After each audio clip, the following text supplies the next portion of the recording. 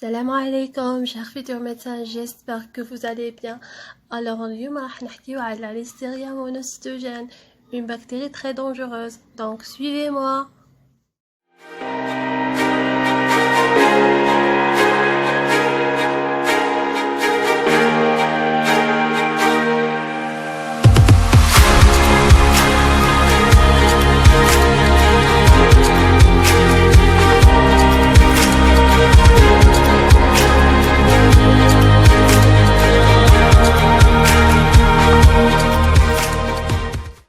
Donc, parlons aujourd'hui de la listeria monocytogène responsable de la listériose.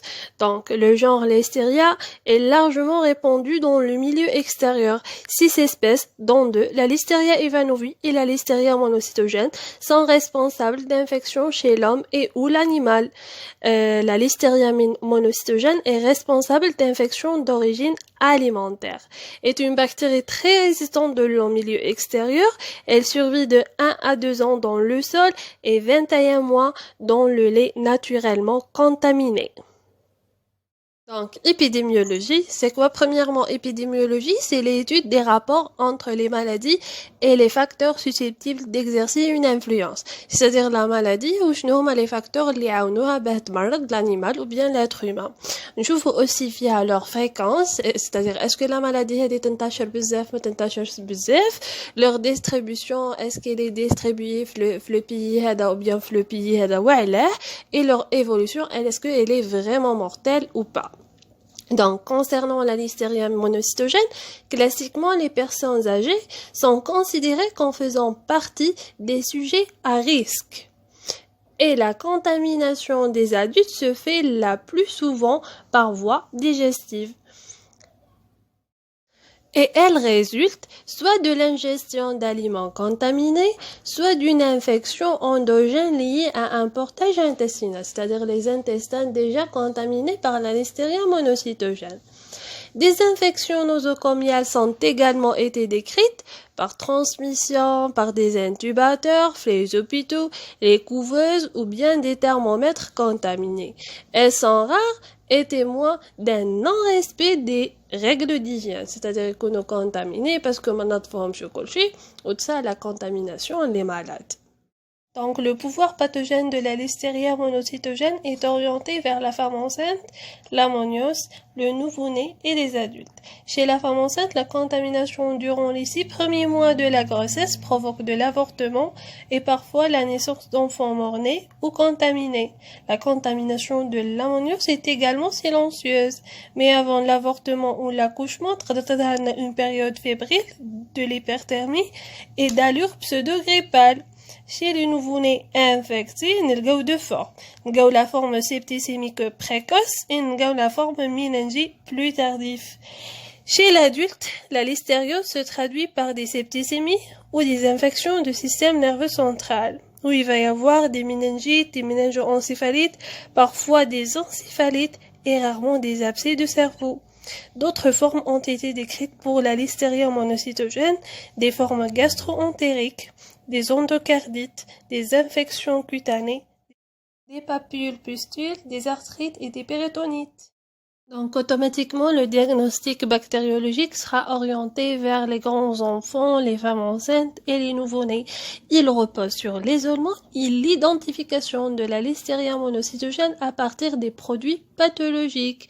Chez les grands enfants et les adultes, les prélèvements sont orientés par des signaux cliniques. On procède à l'hémoculture et aux ponctions lombaires, la recherche d'un portage digestif ou vaginal est le plus souvent négatif. Chez la femme enceinte, on procède à l'hémoculture et un examen bactériologique du placenta et des lochines est précieux. Et chez les nouveau-nés, l'analyse du sang, du liquide céphalorachidien et le liquide gastrique obtenu par aspiration. Donc, pour le diagnostic bactériologique direct, la listeria monocytogène تظهر comme des petits bacilles gram positifs disposés en paire ou en courte chaînette. Après culture en milieu liquide, les bacilles peuvent être plus lents est disposée en plissade. Donc, dès la culture taha, la croissance est obtenue en aérobiose en présence d'oxygène et après 18 à 36 heures d'incubation à 35 degrés Celsius, les colonies apparaissent arrondies, lisses et bêta-hémolytiques, c'est-à-dire elles provoquent l'hémolyse du sang. Il est immobile à 35 degrés Celsius et mobile grâce à la présence des pérétriches, des pseudopodes à 22 degrés Celsius. L'identification biochimique par le galerie API est toujours possible. Malgré que le diagnostic sérologique de la listeria monocytogène est peu spécifique et peu sensible, mais quand même, on dit le test d'agglutination, de fixation de compléments et d'immunoprécipitation. Et pour le traitement contre la listeria monocytogène, la résistance naturelle est notée vis-à-vis des céphalosporines, azthrioman, acide nalidexique et ofloxacine. Donc, le traitement de choix demeure l'association de l'ampicilline et de la gentamicine, de la vancomycine dans les formes septicémiques et de la cotrimoxazole dans les infections neuroméningées. Et finalement, pour prévenir la listériose chez la femme enceinte et les personnes immunodéprimées, il est recommandé d'éviter de consommer du lait cru et des produits à base de lait cru comme le fromage à pâte molle, comme le camembert, de cuire soigneusement les aliments crus d'origine animale, de laver soigneusement les légumes crus et les herbes aromatiques, se laver les mains et nettoyer les ustensiles de cuisine après manipulation d'aliments crus et finalement de nettoyer fréquemment et désinfecter à l'eau de javel le réfrigérateur. وهذه كانت la listeria monocytogène, deuxième bactérie citée plus courte à les bacilles à gram positif. J'espère que la vidéo ça vous plaît. ما تنساوش t'abonner في la chaîne. Le cours prochain inchallah راح يكون على bacillus anthracis et bon courage.